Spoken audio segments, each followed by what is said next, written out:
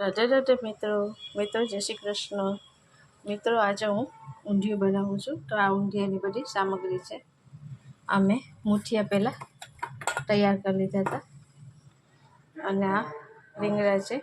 આ મેં મારા કિચન ગાર્ડનના છે, ઓર્ગેનિક છે। તો સૌપ્રથમ પહેલાં આપણે હિંગ નાખશું।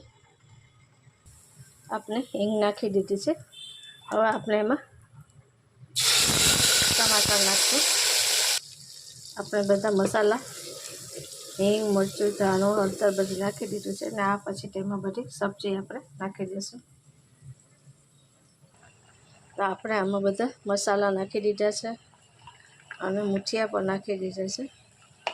તો હવે આપણે તેમાં 3 સીટી વગાડી લઈશું એટલે આપણું ઊંધિયું તૈયાર। તમે પણ બનાવી શકો છો।